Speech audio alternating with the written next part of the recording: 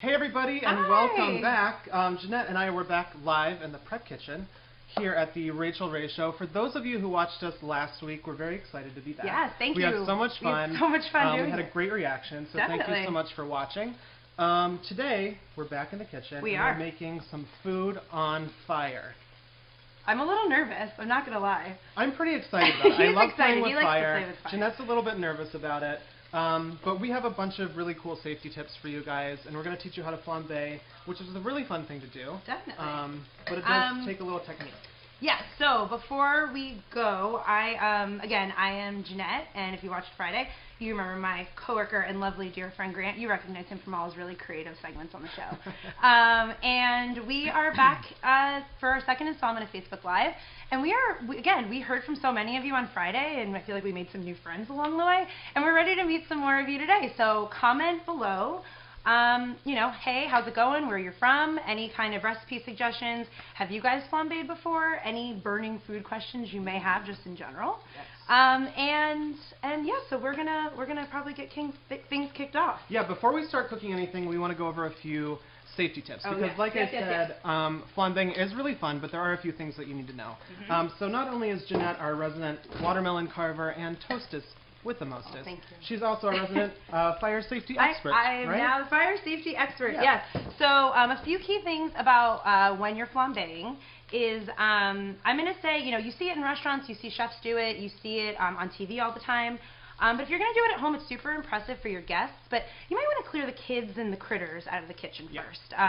Definitely not dangerous if you've got... Pull your hair back. Pull your full ponytail back today. Yes, exactly. Lots of hairspray, so it's pulled right back. Grant's going to comment later, it's all about having confidence. So, once the fire's going, just stay confident, stay strong. But, you're going to... A few things just in case. Any good fire tip, if there's any kind of fire in the kitchen, not just from flambéing. Any kind of grease fire, oven fire, these are just some great tips to have in your back pocket in case that happens. So the action that you want to do when you are trying to put out a fire is called smothering. So that's going to mean that you're cutting all the oxygen source out to the fire. So there's a few ways you can do that. One way is you can just use kosher salt, and again, the weight of the salt, you really want to dump it on there. The weight of the salt is going to help put out that fire. The next thing you could use also in your kitchen is baking soda, which shouldn't be confused with flour or baking powder, because those are both lighter powders. Baking soda is heavy enough of that on a pan or something in your oven, that's going to put out the fire. The third way we're going to suggest today, and this might be the easiest, is using a cookie sheet or a sheet tray, and you're going to put it right over a pan, and again, you're going to cut off the oxygen supply. So a large sheet tray, and that should do it. Yeah, that should do it. We just had a really... Sorry to interrupt. No, I know, this is really thrilling, but Anna from Portland just said that we look very cabin chic today. Oh, Portland. I feel like that means a lot from Portland. From Portland.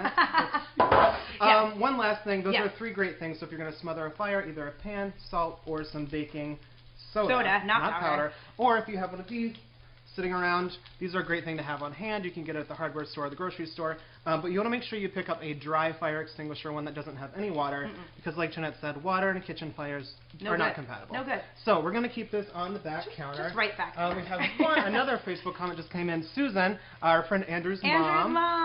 She's glad for the safety first. Always safety first. Always safety first. So now that we went over safety, let's set things on fire. Let's set things on fire. Let's just do it, okay, right? let's do it. So today we're going to make, if you're just tuning in, we're setting some things on fire, and we're going to be flambéing. Yeah. We're both going to make one dinner and one dessert. So that's 2 dinners, 2 desserts that you're going to get in this broadcast. And I'm going to make a creamy chicken and greens to start. So in here I have some boneless, skinless chicken breasts, and I'm just letting those sear in some olive oil. I season them up with some salt and pepper. We're not going to cook them all the way through. We just want to get them nice and brown because that brown color is really great flavor. Yeah. So Jeanette, will you watch those for me? I'm going to start on our sauce. Now, some of you at home may be asking, what is flambéing? Like, what does that mean? Yeah. Flambéing is French for flaming. Flaming, okay. Yes. So basically, we're just going to set all of our food on flames today. And like Grant said before, by the end of this broadcast, we're going to have 4 new recipes, and hopefully the 2 of us still have our eyebrows. Totally. We're going to have eyebrows, and we're going to have really good dinner and 2 really yummy desserts. And those recipes are going to be available for you guys this afternoon. Yeah. So just come back to the Facebook page after this broadcast is over, and we'll have these recipes. We'll get back to our desks and write these up for you like we did on Friday. Those recipes are still on our Facebook page as well. Yeah. I got tons of feedback over the weekend that people made it, and that's really exciting. Send us your pictures, too, if you made any Milanese or desserts. Yeah, that was fun. We have Cheryl from Grove, Oklahoma says hello. Hi, Cheryl. Ooh, Grove, Oklahoma. Happy Tuesday. I love the song Oklahoma. Oh, I almost started singing it, but that would be really embarrassing for all of us. I was ready to go for it. Would you mind taking those out and putting them on the plate? I'm going to get started on the sauce. Excellent. Now, to the same pan, I'm going to add in some, I just chopped up a shallot and some garlics. Ooh, we're getting lots of fire emojis. Oh, nice. Fun. Nice. I love that. That is one of my favorite emojis. What's your favorite emoji? Oh, wow. I'm going to say the cat with the hard eyes. Oh, Jeanette, you know me, cats. I'm kind of a crazy cat lady. So if you don't so mind expressionary. if I embarrass you for a second. No. Jeanette told me this morning that she practiced her intro with her cat, which I thought was funny. Her cat's name is Waffles. Is Waffles watching Hi, at home? Waffles. She's probably not, but no. I was trying to pretend to introduce when you guys Grant. watch it later. Brenda says, I love your show from Rockport, Texas. Hi, Brenda. Thanks, Brenda. Thank you. We love you. So, in this hot pan, I added some garlic and some shallots. Jeanette's going to keep stirring that up. Excellent. And to this, we're going to add in 2 cups of peas. Add a little bit more oil. You can have fresh or frozen. And some asparagus, which I cut on a bias. Now, I feel like you see this a lot on TV when people cut on a bias, and you're like, why are you cutting it on a bias? Basically, it's just really pretty. Prettier. That's the reason why. You can cut it angles. however you'd like. But a friend of mine who used to work here, her name was Abby Boddicker, she taught me how to cut things on a bias. She did. She taught us both how to cut on a bias. I thought it was super cool, and I was like, how do you do that? So basically, you just put your knife straight on the counter, and you put your asparagus or whatever you're cutting right next to it, and you just turn it to the side, and then you just cut down. Excellent. Just like that. It's that simple. Are you going to serve this on a piece of toast? Because I see a naked piece gosh, of bread you're over right. there. I am going to serve this on a piece of toast. So basically, Jeanette's going to get working on the toast. I can't see naked bread. I have to toast it. So. Basically, what we're going to do is, in here I have my onions, my garlic, my peas, and some asparagus. We're going to flambe that with a little bit of brandy, and then we're going to add some cream, put the chicken back in it, and everything's just going to cook up, and we're going to serve it on some toast. Jeanette, would you mind adding some of this lemon zest? And I'm going to teach you guys how to flambe now. So today we're going to use, for this dish, we're going to use brandy. So brandy is a liquor that is made a lot like you would make wine, but it's double or triple distilled. So that makes the alcohol content really high. And you want to use alcohol with an alcohol content that is 80 to 100 proof. This one's 80 proof. You don't want to use anything higher than that, right? Yeah, you don't want to use any. It's not necessary, and it's a little dangerous. So just keep it between 80 and 100. And what happens is you add the alcohol to the pan. You let it set on fire. It cooks out most of the alcohol, and it leaves behind the flavor of that alcohol. So, since we're using brandy, this one's made from grapes, so it's going to leave a sweet sort of grapey flavor behind. I'm going to grab the toast out of the oven so it doesn't burn, but I do need to pay attention. Okay, great. So hold on one second. Once Jeanette grabs that toast, we're ready to flambe our first dish. Okay. There you go. Now, like we said earlier, I really like flambeing. I think it's really fun. Jeanette hasn't done it as many times as I have. I haven't. So we're kind of learning together today. Yeah. So, Jeanette, the first thing we want to do is you never want to pour directly from the bottle. Okay. Because if that flame ignites, it's going to go into the bottle, and then you're going to have a bottle on fire, which is not good. Okay. So, you measure into a cup, and you keep that separate. Now, when we go to flambe, we're going to do it in a skillet. I'm going to sort of remove the pan from the heat. I'm going to pour the alcohol directly into the center, put it back on the heat, and then tip it into the flame, and it will all set on fire. And then we just let it be. We don't touch it. Don't get too close to it. You just stand back and let it burn. Okay. So are we ready? I'm ready. To set our first one on fire? I'm ready. All right. So let's go over the tips again. One more time. We're in a glass. We're going to remove from the pan. Okay. Quickly pour it right into the center. Put it back on the heat. Tip it. There it goes. Okay, that wasn't that scary as I was It's not that thinking. scary, That's right? Impressive and cool. I actually wish the flame would have been a little bit bigger, but it's perfect. Next time we'll add a little bit more alcohol into there. Jody says everyone is drawing in eyebrows these days. Don't sweat it. Thank you, Jody. Oh, Jody's right. Eyebrows are very important to me. Again, we're going to just talk safety one more time. We remember how to smother out the fire with salt and baking powder. Yeah. And if that got a little out of control and we got a little nervous, you just put a cookie sheet right over that and it would stop right away. Totally. But again, Grant did that really safely. Yeah, and you can already smell the flavor of the brandy, right? It smells really sweet. I added a little Parmesan rind to that because that's going to flavor our sauce really nicely.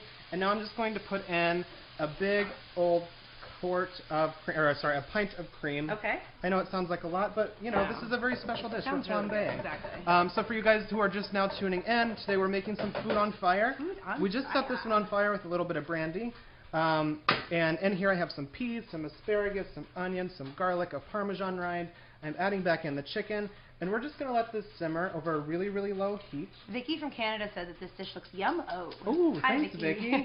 So we're just going to let this cook over a really low heat until the chicken's nice and cooked through. And then we're going to serve it on this beautiful toast that Jeanette made. Look at that. Without you didn't even see me. Look at that. Look how perfect that toast is. It's so nice. All right, cool. So I'm going to put this on the back stove. How long does that cook out for? 10 to 15 minutes. Okay. So by the time this broadcast is over, this dish is going to be done. Came together really fast. Super simple, right? Definitely. So Jeanette, what are you going to get started? All right, I'm going to get started. So when we were thinking about foods to put on fire, I was just thinking about some of my favorite dishes that I like to go get at restaurants, or so my husband and my friends and I really like to get Mexican food a lot. And one of my favorite dishes to order at a Mexican restaurant is fajitas. And I thought one of my favorite drinks to drink is tequila, so why not combine the both? And I'm going to be making fajitas en fuego. So first I've got a few chicken breasts, just thinly sliced. And I'm going to season them up with just some basic Mexican seasonings. I've got a little bit of ground cumin. I have a little oregano. And I'm going to use a little bit of ground coriander. Got some chili powder to this too. That actually probably be nice. And then what I'm doing is I'm going to Brenna says she's looking forward to the fire. Oh, my first flambe. Thank you, Brenna. I'm looking forward to it too. So what I'm going to do right now is when we cook, it's called toasting your spices. So you add that to the hot pan. The chicken was browning. We started that right before we got going. Yeah. So now the spices are toasting, and you can really smell them once they hit the heat of the pan. You can really smell them. And I've got Grant chopping up a little bit of an onion for me. And I think this is a good time to take some questions, right, where we're chopping some onions. Yeah. Cindy says, how do you flambe with an electric gas top stove? Actually, I was about to get to that because, like we said, this is kind of my introduction into flambeing. So if you don't have a gas top stove, and the way I'm going to show you how to flambe this one is I'm going to use one of these stick lighters that you have probably in the house for either lighting candles or your barbecue or something. And we're going to stick with us. We're going to show you how to do it in just a little bit. All right, so to this, I'm going to add my onions. Also, if you guys have any suggestions that you want us to add to these dishes, let us know in the comments below. We can definitely do that. Last week we had some really great suggestions. We really did. Viewers. I know. We were making a parfait, and we ended up making a totally different dish, which was really fun. It took a totally different direction. Miranda's asking, for the last dish, if there's an alternative to cream that you can use. You totally could. If you wanted to keep it, a little less fatty, you could just do it with chicken stock. Or you could do half and half. You can split the difference. Do half chicken stock and half cream, if that helps you out at all. Jacqueline, should it be top shelf brandy? I mean, you're basically going to cook out a lot of the alcohol, so the better brandy you have, the better it's going to taste. But if you just want to set stuff on fire, you can use any shelf brandy you want. I get that question a lot, actually, when it comes to cooking with wine or beer. Yeah. But I think Rachel's rule of thumb is always, if you wouldn't drink it, don't cook with it. Totally, yeah. All right, so actually, while you were answering the questions, I added a little bit of garlic. I added a little bit of red and yellow pepper. This actually lends itself to adding any kind of vegetables. If you want to get extra vegetables into your dinner. This is a great summer dish. Like totally. If you grow vegetables at home, or if you like to go to the farmer's market. Absolutely. Pick out whatever's great, and you can make fajitas with it. Totally. And I like it. And so it's traditionally peppers and onions. For some reason, I don't like green bell peppers, so I just added some pretty yellow and red ones. But anything you've got, you can add a jalapeno to this. That'd be really nice too. That would be good, yeah. All right, so this is all tossed together, and I guess before the big moment, we're just gonna remind everybody that what we're doing. Today we're cooking foods on fire. We want to welcome some of our new viewers. And you are about to watch me do my very first flambe on live Facebook. So I'm going to take Grant's tips. I'm going to make a little bit of a well in the center of the pan. This pan is hot, so I have full confidence that this is going to make a really fun flame. So like Grant said, I'm going to take a measuring cup. I'm using some silver tequila, mainly because this is what I have in the house. Yeah. You could use any kind of tequila to make this, but it definitely leaves that really nice flavor in your pan. All right, so I'm going to pour some into my measuring cup. Is that too much, or is that good? I would suggest a tiny bit. Okay. I mean, it's your. I've got a heavy pour. I'm sorry. Okay. So I'm going to remove it from the heat. Are you using the stick lighter? Can you do the stick lighter for me? Okay, excellent. So I'm going to remove it from the heat. I'm going to pour this into the center of the pan. Great. Grant, will you give me a little light? Woo! I did it. You did it. Isn't that easy? You didn't even have to hold my hand. You know, we kind of let it. Now you just let it cook. Okay. Out. Shake it down a little bit. And you know, for those of you guys who don't know, tequila is made from agave, which is a sweet, you know, kind of cactus thing. Yes. So when you cook out the alcohol, it leaves a nice sweetness behind. Which I think is going to be really good in a fajita. I think that's going to be really yummy. Delicious. The way I serve these fajitas is actually, I make this dish a lot for when my friends come over, just because.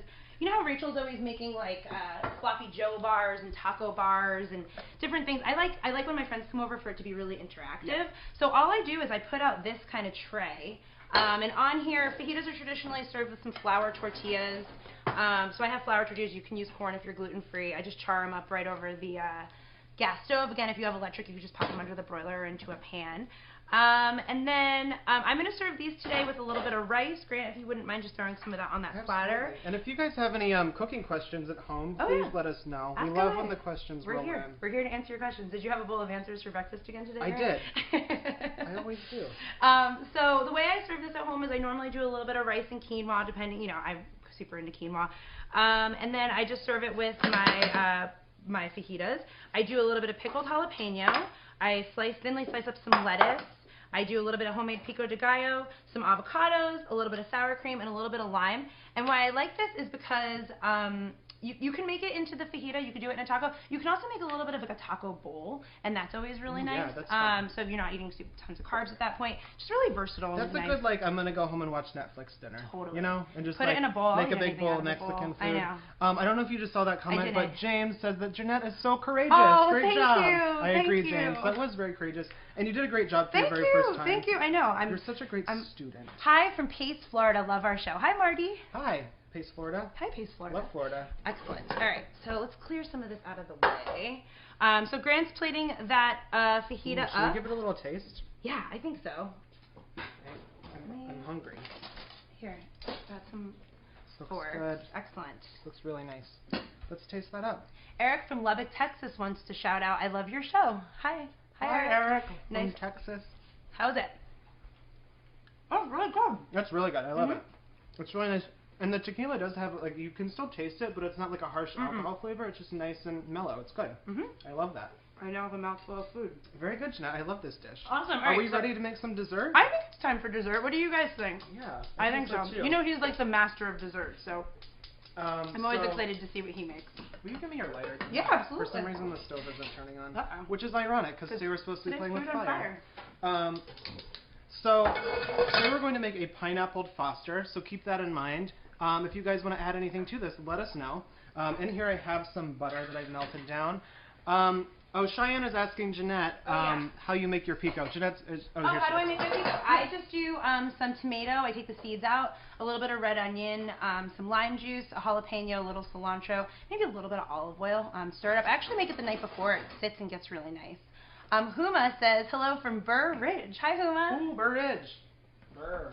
Excellent. I'm really happy we haven't had to use this yet. I just saw this on the back counter. Haven't had to use this yet. Very happy. So I'm going to get started on our pineapple Foster. It's much like, it's a play on bananas Foster. I love that. That's so creative. Isn't it fun? Instead of pineapple, instead of banana, we're going to use pineapple. So in here I have a half a stick of butter, and I'm going to add in some brown sugar. And we're just going to stir that up and let it melt. Now while that's melting, I'm going to add a little bit of salt to that, because as you guys know at home, I like a dessert that is both sweet and salty. It's like your trademark. I know. I love it. Makes it have like almost like an addictive quality where you're just like for a minute it's sweet and then it's salty. It's so great. Have you ever put salt on watermelon and seen what that does? Like tasted it? It really used to do that, like you love watermelon. It's so good. And I love watermelon. We know that. But if you put a little bit of salt on it before you eat it, it really makes it changes the whole flavor. Yeah. It hits different spots on your taste buds. Totally. So we're going to make, I'm going to cut this pineapple up into spears, basically like in the shape of a banana. That's really cute. We're making a banana Foster. Now when you guys go to the grocery store to pick out a pineapple, I was telling Jeanette this yesterday, and we thought it was kind of a fun tip. I like to look for the pineapples that are like the ugliest, because I feel like, a lot of the times they taste better. So this one on top, like you can see that the leaves are a little wilted. It's a little bit older, but it's a little bit sweeter because the sugars have developed a little bit more. Time to develop. And when you go to pick out a pineapple, you want to make sure that you can just pull the leaf right out, and then it smells just like a pineapple, fruity and right? delightful, yeah. Yummy. Trisha says, from Georgia, love the show. Hi, Trisha. Hi, Trisha. So we're going to cut off the top, And then I'm going to cut off the bottom, just like that. Thank you for stirring that up, Jeanette. And I'm going to cut this in half. And 1/2 is going to give us about 4 spears. So then we take the skin off just like this. It's really funny. Matthew said that pineapple with some toasted coconut might be good. Oh, and I think Matthew might have like gotten a little preview because he's actually going to toast this. He's going to top it with some toasted coconut. Mind. You genius. So we're going to cut this half into a half again. Take out the core just like that, and then cut this in half one more time. Can you eat the core if you're eating pineapple regularly? You actually, you know what? You totally could eat the core. It is a little tough and fibrous, so I don't suggest putting it in a dessert. What you could do with it, though, not to bring it back to booze, but you could infuse a little like simple syrup with it and make it into a margarita if you'd like. Lauren from Texas says, I'm a first-time viewer, and I'll definitely be a frequent viewer. Thanks, Lauren. Oh, thanks, Lauren.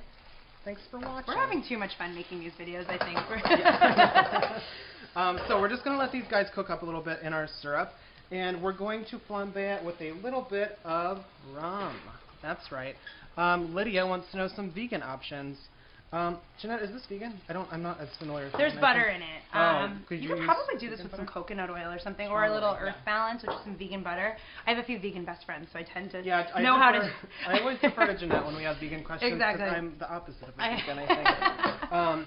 So when you go to buy a rum, there are 2 types of rums on the market. There's dark rum and there's light rum. And the only difference is that one is aged a little bit. So I'm going to use dark rum because since it's aged, it's a little bit sweeter. It has a better flavor to it because it has been, sitting around for a while. And give that a smell. It kind of smells like vanilla. It has like a nice definitely. desserty flavor. So I like to, whenever I have a dessert, I like to serve it with a little bit of rum too. We're going to flambe this one with a little bit of rum. So we put our rum into a measuring cup, just like we did with all of our other flambe desserts. And now I'm going to crank the heat up a little bit, get this nice Amber wants to know if you can use another fruit that's not pineapple. Oh, you totally could. You could use, normally you'd use a banana. I would use anything that's a little tougher, something that isn't going to cook down. Like, I wouldn't use berries or anything, but you could probably use, like, an apple. Yeah, why not? I don't know. Sure. Yes, why not? Amber. Go for it. So now we're ready to flambe. I'm going to add in our rum right into the center of the pan. And then I'm going to put it back on the heat and start it on fire. Here we go. Woo! Ooh, that was a good one. That was a really good one. You wanted that to happen. So now we just let that alcohol cook out. Okay. Isn't that fun? See, if you had friends come over for dinner, you'd be like, oh, look at you. Oh my gosh. Can I come over for dinner tonight? Will you make this for me? All right, so we're going to serve this with a little bit of vanilla ice cream. Yum. Grab that. That's it. It smells so good.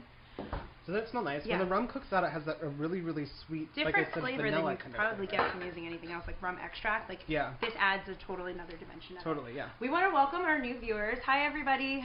Again, I'm Jeanette. This is Grant. We're backstage at the Rachael Prep Kitchen. Today we are on our 3rd recipe, which are our foods on fire. We're currently on the dessert course, and Grant just made a pretty incredible pineapples Foster, which is in the style of like bananas Foster. It smells absolutely delicious in here. I'm serving it in a little banana split cup. Isn't that so fun? Cute, yes.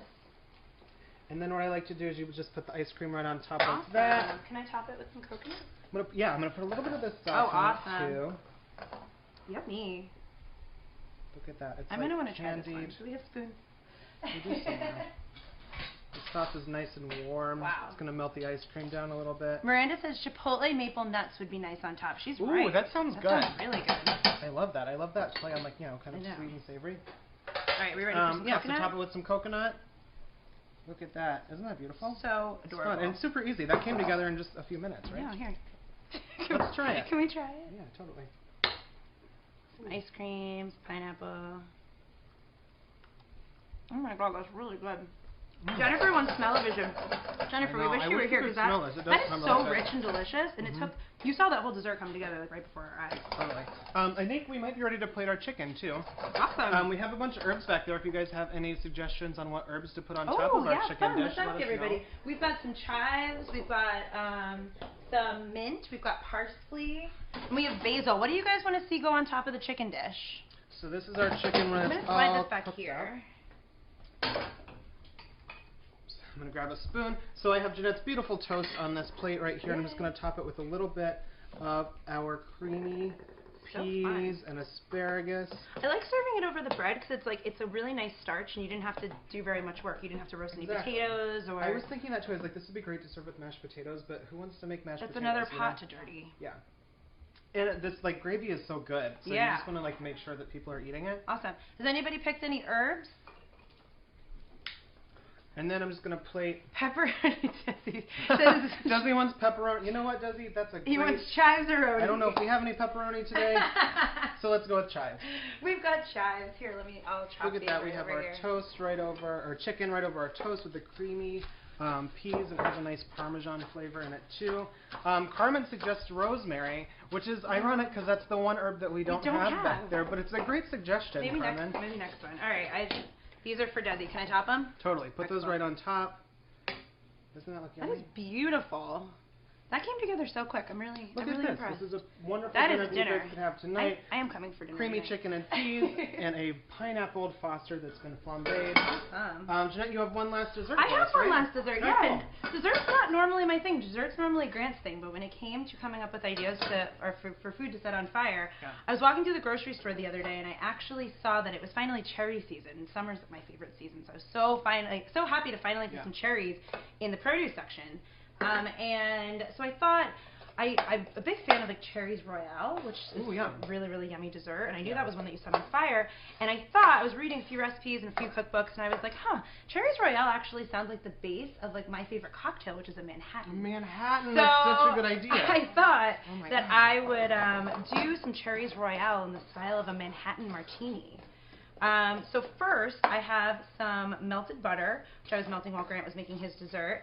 I have a little light brown sugar, and I'm going to ask my dessert friend, what's the difference between light brown sugar and dark brown sugar? I just prefer the taste of light brown sugar, so I use that a lot more, but what's the difference? The difference between light brown sugar and dark brown sugar, they're both made sugar mixed with molasses. Light brown sugar just has a little less molasses. Oh, okay. I would say most recipes are a little interchangeable. Okay. But light brown sugar is just a little more mild. Okay. But if you only have brown sugar at home, or dark brown sugar, they work interchangeably, right? Totally. Okay, cool. Paula from Georgetown says, looks amazing, yum. Thanks, Paula. Thanks, Paula from Georgetown. Excellent. All right. So Grant, I'm actually going to have you help me with this part a little bit. Okay. This is one of those little devices that I registered for when I got married. And I was kind of like, am I going to use this? I use this more than you would really imagine. It's a cherry pitter. Oh. You ever used one before? Nope. Oh, great. More things happening first time live on our show. Cool. So you just stick it right in there, and then you just punch it out. Careful. Where did it go? I don't know. Was there no pit in that one? Here, try one more. Oh, there it is. Excellent. So you just use cherry pitter, and then I actually like that. It's great if you've got kids and you want them to eat cherries. Cherries are so nutritious. You just kind of pop it like popcorn. This is a handy tool. I like it. It is really handy tool. I also use it. Where'd it go? Oh, I don't know. It's like right in the measuring cup. It went. It's like a little. What are those called? Like a BB gun. It is kind of. I really like. I really like it because you can just take a bowl of these to the couch, eat them like popcorn. Cheese. I actually have a funny story about cherries. When I was a kid, I was staying with my grandparents who lived in Wisconsin, and we, my grandma wanted to go cherry picking so we could make some jam. And my brother and I were asked to pit all the cherries. And as kids, we were just sort of like, okay, and you have a little paring knife, and you open up the cherry and you try to get the pit out. And then my grandma left the room, and we're like, there has to be a better way to do this. So we just started to take the cherries and just smashing them on the table and ripping them apart. It was like a scene from American Psycho. I guess so. Just wow. Red everywhere. All right. We're adding brandy to this, right? Rebecca says, what temperature do you melt the butter? No, we're adding bourbon. That's the basis of a Manhattan cocktail. Oh, yes. What temperature do you melt butter at, and how do you know when to add the additional ingredients? I just started the butter when Grant was doing his thing. I made sure it was on low. I didn't want it to get browned. Okay, to catch you guys up a little bit, I added some of the pitted cherries right into here, and I think it's time for flambéing, right? Is it flambé time? I think it's time, My yeah. favorite time. So I'm going to take, like I said, this in the style of a Manhattan. I'm taking some Kentucky bourbon, which is one of my favorite spirits, and then I'm going to pour a little bit into here. And I am going to turn the heat up on this pan, and I'm going to pour this right into the center. Do I need a little bit more bourbon? Maybe. Did I go a little shy? I'm not scared of flambéing anymore, so I'm ready to go. It's dessert. By the time you get to the dessert course, it's like, who cares? Just put as much in there as you like. And now I'm a little envious. Your flame is really cool, so. So you're going to do this one all on your own? I think I'm going to do it on my own. All right. Okay.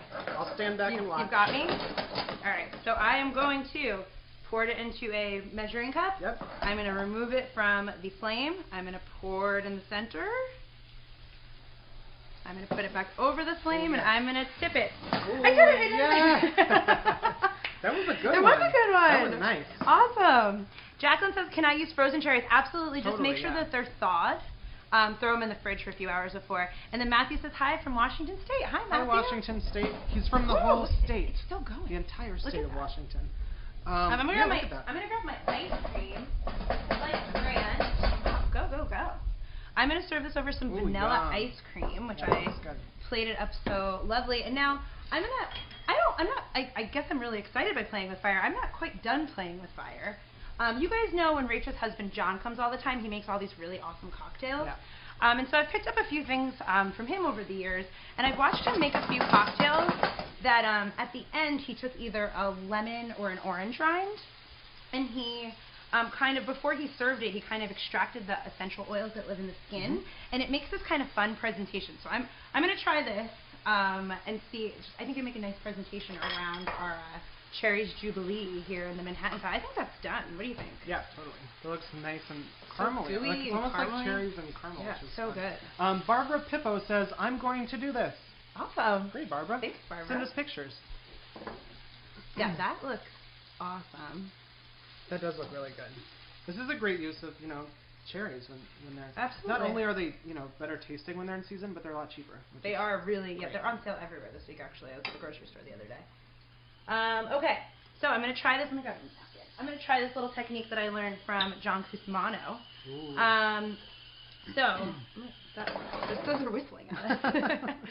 So first you take a lighter and you want to just warm up the essential oils on the outside, and then you turn your lighter on and you're going to squeeze. I'm going to try it again. Fun. Ready? There it is. That See, was that nice. was awesome. Miranda Hammer says, woohoo! Hi, Miranda. Oh, Miranda's my college roommate. Hey, sweetie.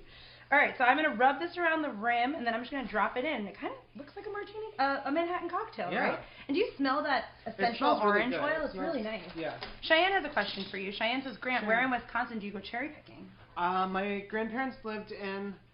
Oh, God. Okay, we might have to comment back later. I have to text my mom. They lived in Winnebago. Winnebago. They lived in Winnebago, Wisconsin. I don't know if that's where the cherries were, but we went cherry picking somewhere. Jacqueline says, I bet it smells awesome. It smells really, really good. It smells really, amazing. Really good in here. All right, you ready? Yeah. Can we do Cherries Jubilee cheers? Yes. Excellent. Cheers. Cheers. Mmm. It's really good. That is. I never make a dessert that Grant thinks is awesome, so I'm really excited. I don't make desserts. No, this is really good. I'm very impressed. Not that I didn't think Jeanette couldn't make a dessert, no. But it is really good. Like the whiskey gives it like almost a smoky flavor, which is kind of fun. It does. So it's like sweet, it's smoky, it's a little salty because we put a tiny bit of salt in there. Did we? I don't know. I think we forgot. There we go. There it is. Something was salty. Bit of salt. Ronnie says, you guys are so terrific together. Great to watch you. Thank you, Ronnie. Thanks, Ronnie. I feel like you are really getting a glimpse into our office. We share an office across the street. This is pretty much what we do all day. So thank you, Ronnie, for watching. Thank you, everybody else, for watching. We're actually going to be back on Thursday this week, right? So 2 days from now. And we're going to be making some one-pot dinners or skillet suppers. Yeah. So super easy. Maybe some desserts, too. Oh, yeah. We're definitely going to do a dessert. So it's super easy. There's very little cleanup. Oh, my dad just commented my grandparents lived in Neenah, Wisconsin. What did I say? You said Winnebago. Whatever. It was Wisconsin. He's going to keep eating. So thank you guys for watching. We'll be back on Thursday. Yeah, we're one skillet supper. And just to remind you guys, all 4 of these recipes, we have the creamy chicken and peas. We have the Jeanette's fajitas and fuego. We have some banana foster and some Manhattan style Cherries Jubilee. All those recipes are going to be on the Facebook page this afternoon. So come back and check those out. And thank you guys so much for watching. We'll see you on Thursday. Bye. Bye-bye.